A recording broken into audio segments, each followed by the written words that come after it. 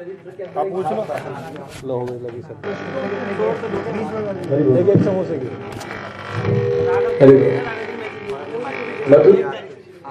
ऐसे मतलब कष्टों की अवस्था आती है, उसमें उनको भगवान की ही प्राप्ति होती है, भगवत प्राप्ति। कष्ट इतने की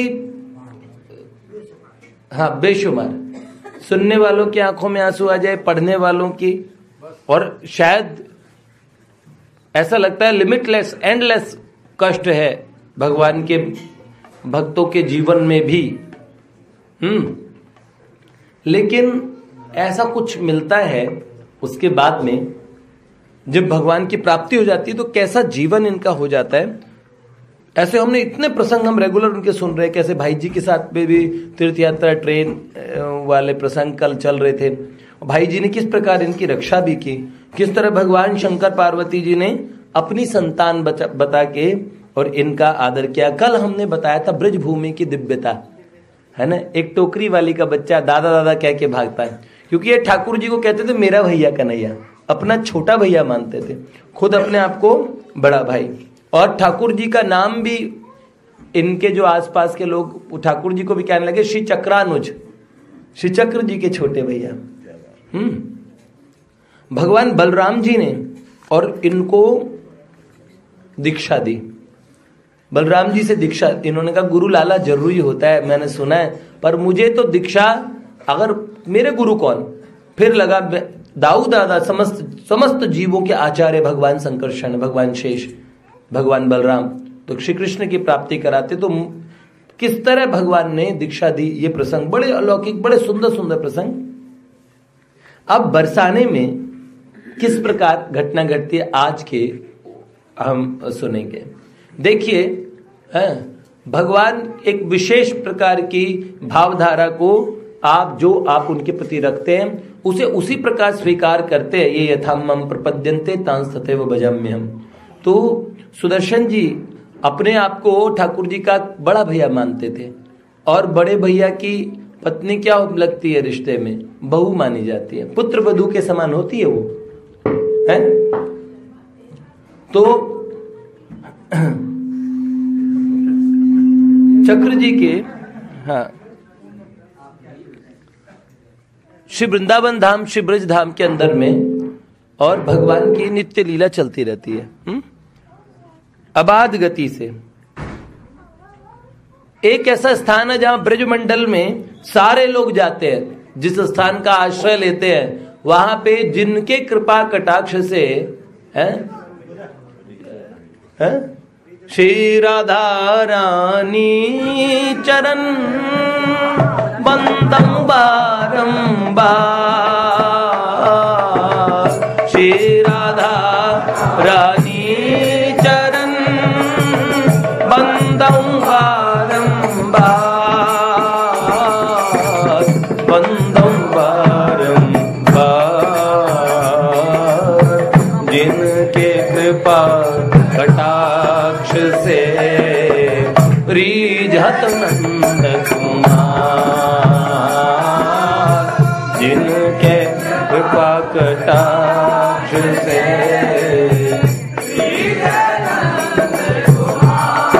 तो उस बरसाने में ये कभी नहीं जाना चाहते थे, जहां भक्त लोग प्रार्थना कहते हैं लाडली इतना तो की जो, किशोरी मेरी इतना तो की जो,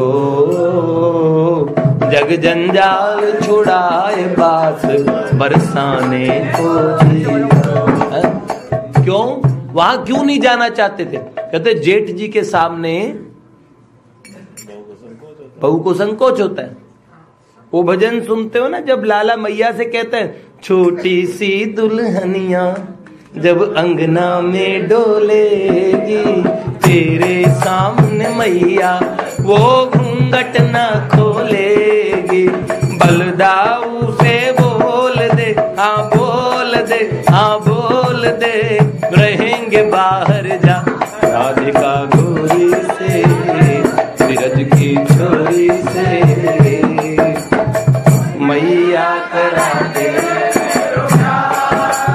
सच्ची बात है, ऐसे जेठ जी को बोलो घर में नहीं आया करेंगे, क्योंकि खांस के खंखार के ऐसे ऐसे आना पड़ता है जेठ के तरीके से, है सही। ऐसी सुगड़ दुल्हनिया तुझे ढूंढे से नहीं पाए, ये तो ठाकुर जी की दुल्हन है? तो उन्हें कहिए भैया हमें तो हमारी बहुरानी को तकलीफ नहीं देनी और हम तो बरसाने कभी नहीं जाएंगे। लेकिन तीर्थ यात्रा ट्रेन के उस समय उस अवसर पे परम पूज्य बाबू जी श्री भाई जी हनुमान प्रसाद पोद्दार जी और चक्र जी को लेके बरसाने की तरफ चले। बार बार चक्र जी ने कहा कि टालते रहे, लेकिन अंत में भाई जी को जाना था। तो लोगों के लिए वो मुनिंद्र वृंद वंदिते त्रिलोक शोक हारिणी है, लेकिन चक्र जी के लिए तो लली है। और उन्होंने कहा आप जाइए ना बाबूजी, मैं नहीं जा सकूंगा। भाई जी ने कहा क्यों? फिर भाई जी ने बोला चलो ठीक है, अगर आप जाएंगे तो मैं गाड़ी में बैठ जाऊंगा, पर मैं ऊपर दर्शन करने नहीं जाऊंगा। ठीक है। अंत में भाई जी की बात नहीं टाल पाए, गाड़ी में बैठे और भाई जी उनके भावों की रक्षा करते हुए चल दिए।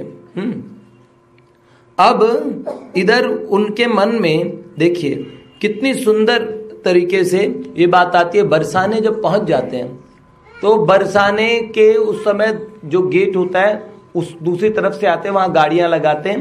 तो उस समय काफी मतलब ये 1954 के आसपास की बात है, तो खुला क्षेत्र था, तो मंदिर की पौड़ी और वहां से क्लियर दिखती थी, ऊपर मंदिर साफ दिखता था वहां से। तो गाड़ी वहां भाई जी रोक देते हैं, भाई जी ऊपर दर्शन करने के लिए जाते हैं। चक्र जी जैसे उनके मन में इतने विलक्षण भाव में आते, थोड़ा सा उनके मन में आता मेरे छोटे भैया की पत्नी रहती है, देखो छोटे भाई का ससुराल है, और ऐसे इतना उज्जवल प्रेम आनंद रस सागर जिससे भगवान वश में आ जाते हैं, उसी से वशीभूत होके। और श्री कीर्ति लली जी ने रति रस भोरी कीजे कृपा की कोर श्री राधे, तो ये तो राधा रानी से कृपा भी नहीं मांगते थे, लोग सारे लोग जाते थे जिन कीर्ति लली के पास में। ये जेठ जी बाहर ही बैठे रहे, घर के बाहर हैं, और वहां पे लाल जी हमारे अपने ससुराल में पौड़ रहे हैं। तो श्री जी ने अपने जेठ की पहुनाई करने के लिए उस बरसाने के मंदिर से उन्होंने साफ देखा कि आकाश मार्ग से श्री कीर्ति कुमारी जी और उनके सामने आकाश मंडल में और प्रकट हुई। तो राधा रानी ने उन्हें आशीर्वाद नहीं दिया, उन्हें झुक के प्रणाम किया। जेठ जी ने इतने भाव विभोर होकर दोनों हाथ उठाए और श्री राधा रानी के लिए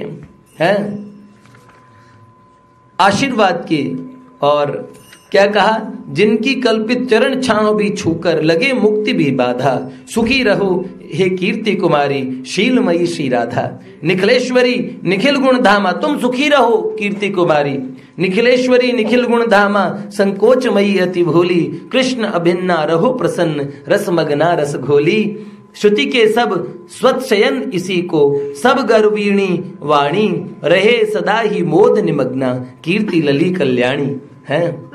उसी समय श्री जी राधा रानी ने और अपने एक राधा रानी प्रणाम करके जैसे ही और अंतर्ध्यान हुई, एक कोशेय वस्त्रधारी एक गोस्वामी जी आए और उन्होंने कहा बाबूजी आप प्रसाद लीजिए, पूरा भरा हुआ थाल है।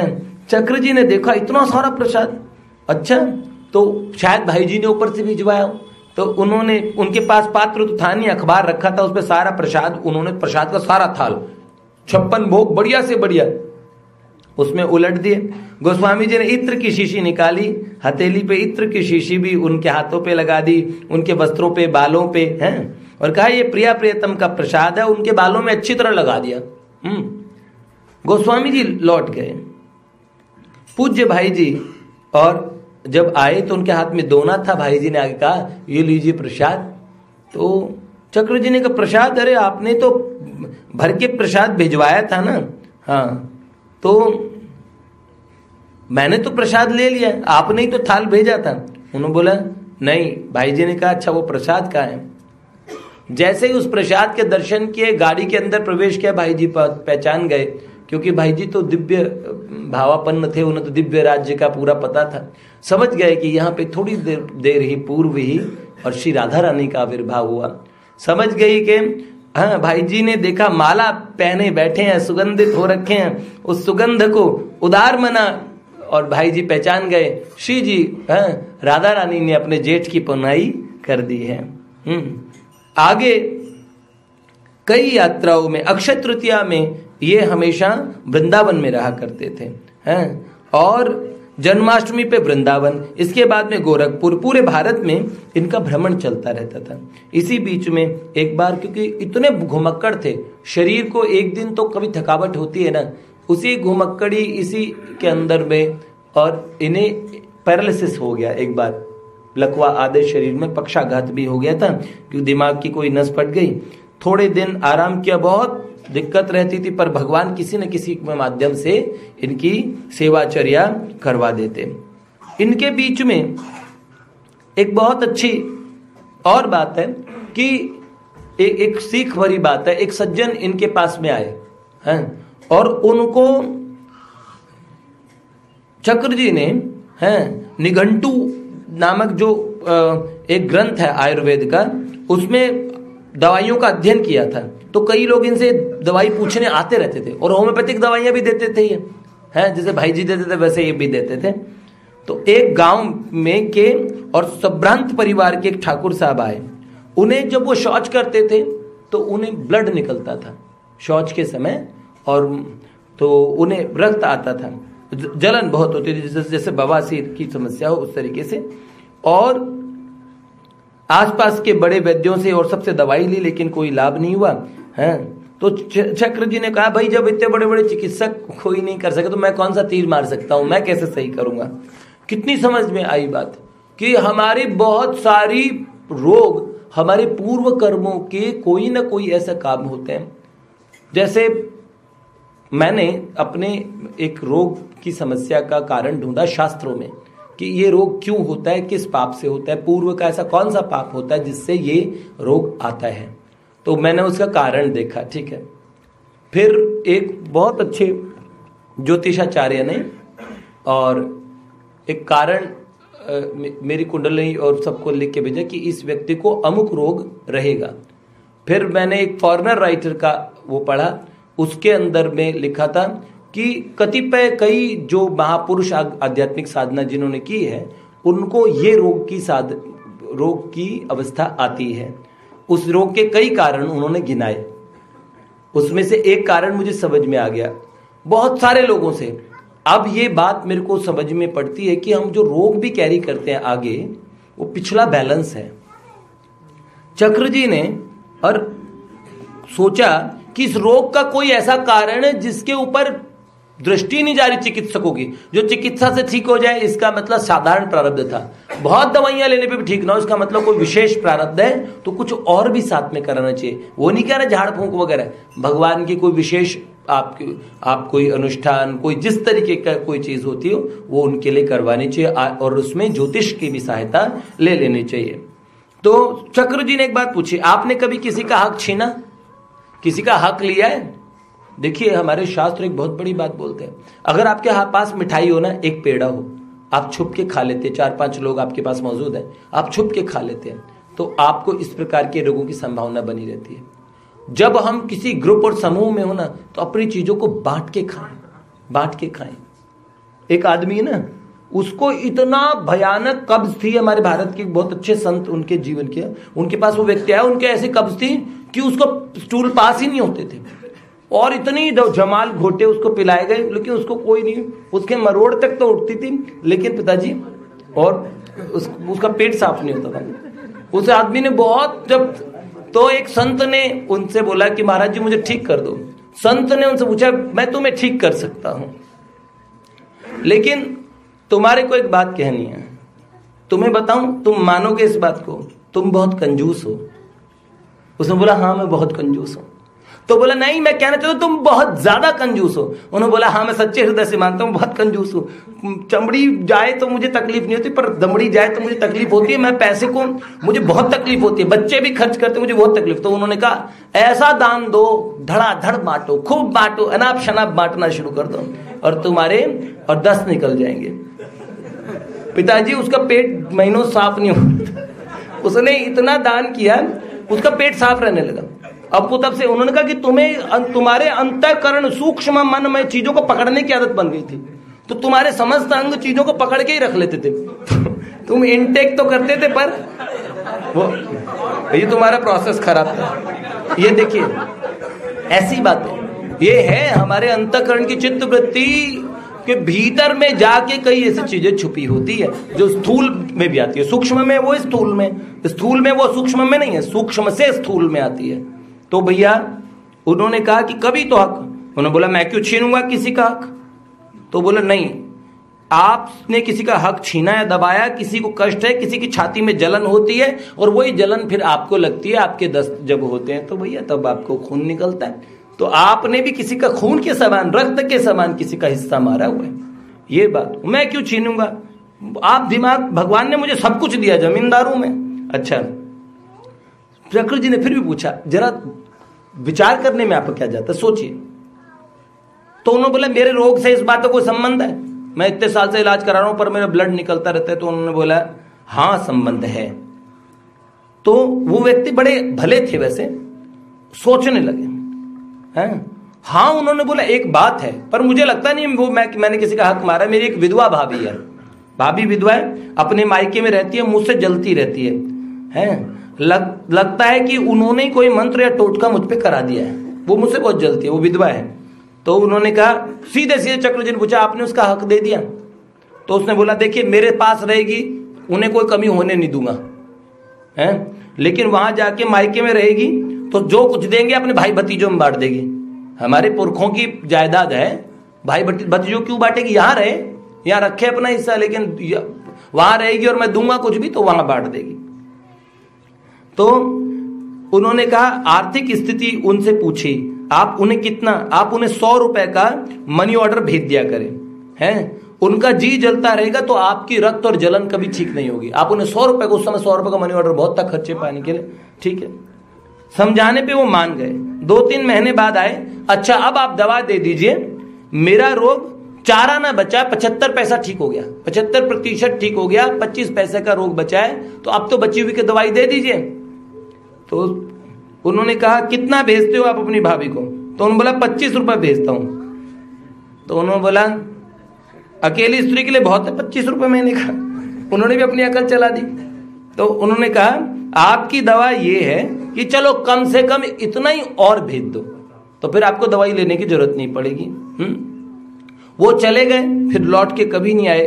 उन्होंने मैसेज भेजा कि वो पूरी तरह ठीक हो गए हैं, उनको उस रोग से बिल्कुल शांति मिल गई। कभी कभार हम जीवन में इन सब बातों की तरफ गौर नहीं करते और सोचते हैं, देखिए महापुरुषों का जीवन चरित्र वही होता है जो उन्होंने अपने जीवन में खुद अनुभव किया होता है। एक छोटी सी चपल लीला कन्हैया की और सुन लो जो इनके साथ हुई है, और उसके बाद में कल हम और किसी विषय पे बात करेंगे। देखिए ये लखनऊ में एक मीठन लाल जी उनके घर में रहे, लेकिन इनका स्वभाव क्या था, ये ब्रज, अवध या चित्रकूट 3 जगहों के अलावा इन्हें टिकना पसंद नहीं था कहीं, बहुत घुमक्कड़ थे। ब्रज में इन्हें बहुत अच्छा लगता है, चित्रकूट रुकते थे, राम जी के अयोध्या में रुकते।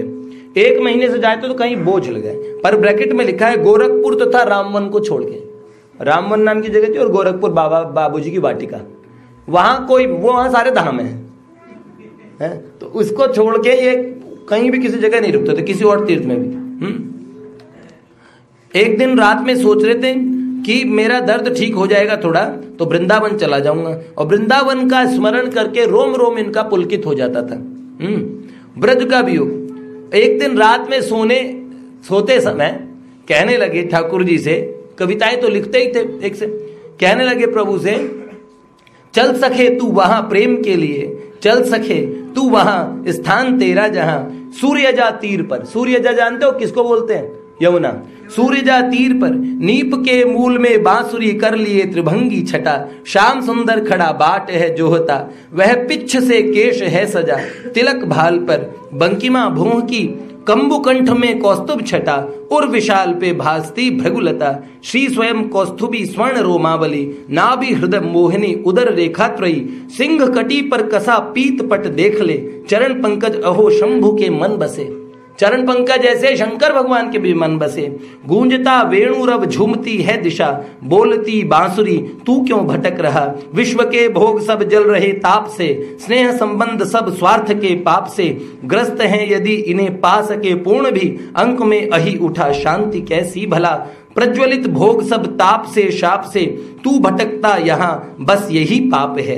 गूंजती बांसुरी झर रही है सुधा, तू भटक मत सके भोग भ्रम में मुधा। चल सके तू वहां भ्रांति का त्याग कर, चल सके तू वहां यह भटकना मिटे। पद्मजाक्ष स्वयं स्नेह दृग में भरे, चल सके देख ले बाट है जो होता।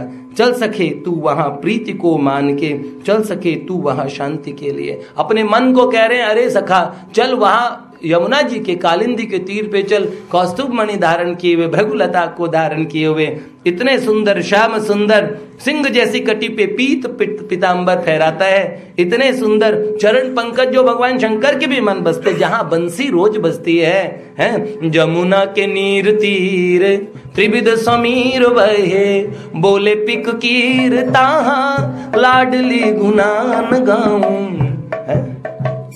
ललित किशोरी बार बार योनि होरी कहे, कीर्ति किशोरी भोरी चित चरनान लाऊं। जमुना के नीर तीर त्रिविध समीर बहे, बोले पिक कीर ताहा लाडली गुनान गाऊं। अरे भैया भगवान की सुंदर सुंदर लीलाएं आंखों के सामने दिखने लगी रात में सोते समय। नन्हे से कटी में घुंघरू वाले ना मंजुल मेखला, ठाकुर जी करदनी पहनते घुंघरू वाले, चरणों में नूपुर, करों में पतले से कंगन हैं, कंठों में मुक्ता की माला, भाल पे कज्जल बिंदु हैं। दिगंबर नंगे नंगे दो शिशु, कौन? एक तो बलराम और एक कन्हैया, ब्रजराज के आंगन में एक दूसरे के साथ भूमि पे बैठे हैं। एक तो इंदिवर जैसा श्याम सुंदर और एक गौर सुंदर, गोरा गोरा है। दोनों खेल में तल्लीन। मैया इन्हें बड़े प्रेम से देख रही है, इनका खेल है और इनको तनिक भी पता नहीं। अचानक माँ उल्लास को देख के हंस पड़ी। तब श्याम सुंदर मुख घुमाकर माँ की तरफ देखा और झपट कर बड़े भाई के कंठ में दोनों हाथ डालकर हंसता हुआ लिपट गया। ठाकुर अब किससे लिपट गए? बलराम जी के गले में हाथ डाल के कस के लिपट गए, माँ को देख के शर्मा के संकोच में हैं। तब चक्र जी ने ये छटा देखी दोनों लालाओं की, तो कहने लगे रात को सोते समय, अरे भैया कन्नू अब सो जाने दे, अब ये क्यों दिखा रहा, अब तो नींद लेने दे, सुबह जल्दी जागना है, इतनी देर हो गई, सवेरे जाग नहीं पाऊंगा फिर मैं। हैं देखो जिन्हें भगवान दर्शन दे रहे हैं वो भगवान कैसे कह रहे चल मेरे को काम बहुत करने हैं। ठीक है। चक्र जी ने मन ही मन छोटे भैया से मनुहार की और सोने का प्रयास करने लगे। अलसाई आंखों में नींद तो भरी थी, सो गए और सुबह नित्य कर्म से निवृत्त होके जब जागे तो उन्हें दिखा कि शरीर पे महीन बालू चिपकी हुए, बालू मिट्टी ना। इस ओर ध्यान न दे के स्नान किया, पाठ करके सूर्य भगवान को अर्घ दे के आए। पलंग पे बैठे ही थे तभी मिठन लाल जी, जहां लखनऊ में थे, मिठन लाल जी आए जिनके यहाँ रुके हुए थे। उन्होंने देखा पलंग पे चादर ठीक है पर अस्त व्यस्त चादर पे बालू ही बालू, इतनी सारी बालू कहां से आई? उनके मुंह से निकल गया। अनायास उन्होंने देखा, बालू शब्द सुन के उनका भी ध्यान गया। मिठन लाल जी ने ये बालू कहां से आ गई? चक्र जी ने बालू को मुट्ठी भर के कहा, जरा देखिए बालू गोमती नदी की है क्या? गोमती लखनऊ के पास बहती होगी। तो उन्होंने कहा अच्छा पता लग जाएगा। उन्होंने गोमती की बालू मंगवाई तो उन्होंने कहा ये बालू तो गोमती की नहीं है। तब चक्र जी चुपचाप मुस्कुराए। मिठन लाल जी उनके बहुत क्लोज, बड़े अच्छे भक्त थे। हाँ उन्होंने कहा नहीं गोमती की नहीं है, पता ये यमुना की बालू है। यमुना की बालू? उन्होंने बोला यहाँ कैसे आ गई ये लखनऊ में यमुना की बालू? आश्चर्य में उन्होंने कहा। अंत में चक्र जी को उन्हें बताना पड़ा कि भाई देखो रात को पहले तो सो नहीं पाया और सोने लगा तो स्वप्न देखने लगा। सपने में क्या देखा? ब्रज के नंदगांव के छोटे छोटे शिशु कालिंदी सारे सखा वखा सब कालिंदी के पुलिन पे, मतलब गंगा यमुना जी के तट पे खेलने गए सारे सखा। और थोड़ा प्रभात का समय, श्याम सुंदर की अलके मतलब घुंघराले बाल लहरा रहे हैं, अपने छोटे छोटे नन्ही अंजुली में कोमल बालू भर के दाऊ पे फेंकने लगा। कन्हैया बालू भर के दाऊ जी पे फेंकने लगा। कभी सखाओं पे उछाल के हंस रहा है और यमुना जी के पानी में छप छप करने की धुन चढ़ी। मैं तो छप छप करने जाऊंगा अंदर, तो पानी में छप छप करते, एक दूसरे का हाथ पकड़ते, नाचते, क्रीड़ा करते, जल उछालते, दौड़ते, गिर पड़ते हैं, इधर उधर जल में सारे जने दौड़ रहे, खूब शरारत कर रहे सब जने, ठीक है। घुटनों से ऊपर तक इनके चरण भीग गए हैं। तो मैंने भी कन्हई पे छपाछप दोनों हाथों से जल उछाला, बड़ा आनंद आया इसको, है। कन्हई की अलकों में, अलके हैं ना घुंघराले बाल, उनमें जल के बरसते सीकर हीर कणों जैसे उलझते जा रहे थे। वह मुझे नन्हे करों से पकड़कर जल में आगे ले जाने लगा। मुझे किसको कह रहे हैं? सुदर्शन जी के को पकड़ के कन्हैया जल में आगे खींचने लगा पानी में, हैं। तब मैं तट की ओर भागा जिससे कन्नू अधिक जल में न जाए, क्योंकि छोटा है, ज्यादा पानी में जाएगा ठीक नहीं है। तो तट की तरफ चक्र जी भागे, तो जैसे ही तट की बालू पे पैर बढ़ाए, कन्हैया ने पीछे से कमर में दोनों बाह डाल के खींच लिया, हैं। और मेरा पूरा भीगा शरीर बालू पे कन्हैया के साथ ही आके गिर गया। दोनों जने बालू पे गिर गए। पीछे से कन्हैया ने कमर में हाथ डाल के पकड़ा तो ये गिर गए। उसी समय मेरी आंख खुल गई और जब नहाया तब शरीर पे भी ये बालू थी और अभी यहां पे इसके ये मेरे बिस्तर पे भी ये बालू हैं। ये बात देख के मिठन लाल जी ने चक्र जी की तरफ देखा। अंतर उनका कंठ अवरुद्ध हो गया, दोनों की आंखों में आंसू आ गए, दोनों का गला भर आया, तो दोनों आगे एक दूसरे को कुछ बोल नहीं पाए। भगवान इतनी सारी लीलाएं अपने भक्त के लिए, इसीलिए नित्य लीला कहते। देखो, एक भगवान का गोलोक धाम है, एक भक्त का भाव राज्य है। और भक्त भाव राज्य, भक्त के भाव राज्य का डायरेक्टर कौन होता है? भक्त। और उसके एक्टर कौन होते हैं? भगवान। सारी दुनिया के डायरेक्टर कौन? भगवान। भक्त अपनी सृष्टि खुद करता है। योग वशिष्ठ में तो एक कथा आती है, एक योगी ने एक पत्थर के अंदर अपने चित्त से अपना नया ब्रह्मांड बनाया। उस ब्रह्मांड में ब्रह्मा विष्णु महेश सब उनके अंडर में काम करते थे, वो सबसे बड़ा खुद। फिर ये बात कह के बोले, ये चित्त, हाँ बोले, अपने चित्त अपने संकल्प से अपनी ब्रह्मांड बना लिया। और बल पर उसे सत्ता किसने दी? तो बाद में पता लगा इसे सत्ता भगवान ने दी। तो भगवान खुद अंडर में आके काम कर रहे हैं। जब भक्त अपने हृदय में भगवान से कहते चलो आओ, जमुना जल मां के सर घोड़ू, स्नान कराऊं श्यामला, हल्के हाथों अंगो चोड़ू, लाड लडाऊं मारा श्यामला। हम तो नजर न लागे श्याम सुंदर, टपका कर दूं बाल मां, है बाल में आपके नजर न लग जाए इसलिए। कन्हैया दो संत, वास्तविक घटना है, दो संत पास पास बैठे हैं, दोनों भगवान का ध्यान करने, रूप ध्यान, मानसिक चिंतन कर रहे। तो एक जने ने ठाकुर जी को स्नान कराया और दूसरे ने कराया। ठंड का थोड़ा समय आने वाला था, तो एक जना मानसिक रूप से गर्म पानी कर रहा है पहले, फिर थोड़ा गुनगुना सा कोसा सा पानी हो गया तो ठाकुर जी से स्नान कराने लगा। तो भगवान के गालों पे जो जल आ गिर रहा है, फिर धीरे धीरे उनको पहुंच रहा है। दूसरे वाले ने क्या किया है? दूसरे वाले ने लिया, वो भी मन में बैठा, अच्छा ठाकुर जी को चौकी पे बिठाया और ठंडा ठंडा पानी लेके आया और ठाकुर जी पे उड़ेल दिया है? तो अगले दिन जब सेवा करने लगे तो ये आए तो ठाकुर जी ने कहा आज हमें बहुत ठंड लग रही है, देखो हमारी नाक भी बह रही है, हमें बुखार भी बहुत ज्यादा हो रखा है। तो उन्होंने बोला जय जय, आपको बुखार कैसे हुआ? तो बोला तुम लोगों ने आफत बचा रखी है, ये चौकी पे तुम बिठाए, तुमने गर्म पानी से नहलाया था ना कल, है पर ये मुझे बहुत ठंडे पानी से नहलाते हैं। तो गर्म के बाद ठंडे से जब नहलाओगे तो नाक तो बहेगी, तुम्हारी बहेगी कि मेरी बहेगी? तो देखो बुखार हो गया हमें। तो वो जल्दी से जागे, उन्होंने कहा ठाकुर जी को तुम गर्म पानी से नहलाते, तुम्हें पता है मौसम होता है, बुखार चढ़ गई उनको। वो बेचारे इतना फूट फूट के रोए। उन्होंने बोला हाँ सच में मैंने तो ठंडे पानी से नहला। तो आके मुझे बता रहे कि मुझे बुखार चढ़ गई। भगवान को कोई बुखार नहीं चढ़ती, लेकिन भक्त के प्रेम राज्य में वो कुछ भी करने को तैयार है। भक्तवत्सल भगवान की जय। आज का बाबूजी का, सेठ जी का, भाई जी का विचार। भगवती भैया आए हैं। आज के एनिवर्सरी के दिन चश्मा गिफ्ट में मिला आपको? आज पहली बार लगाया क्या? अच्छा भाभी के पास भी, कहा भाभी? नहीं, झूठ बोल रहा हूँ। दिया इनको भी? अच्छा दोनों चश्मा ले आए। वाह वाह वाह, बहुत बढ़िया है।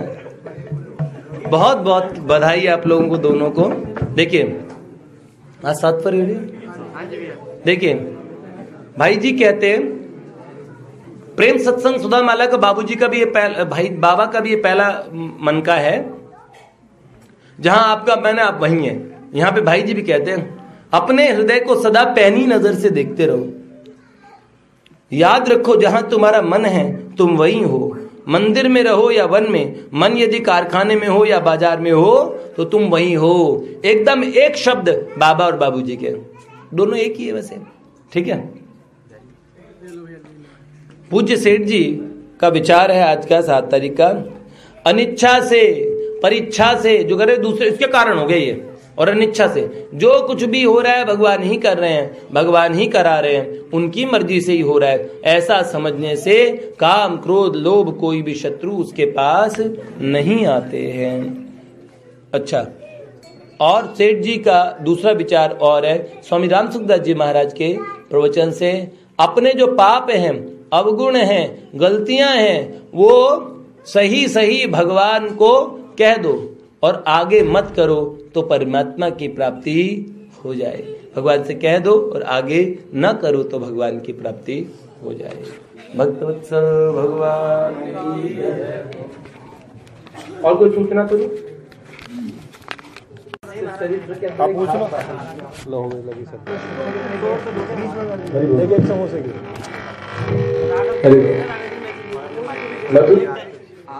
ऐसे मतलब कष्टों की अवस्था आती है, उसमें उनको भगवान की प्राप्ति होती है, भगवत प्राप्ति। कष्ट इतने की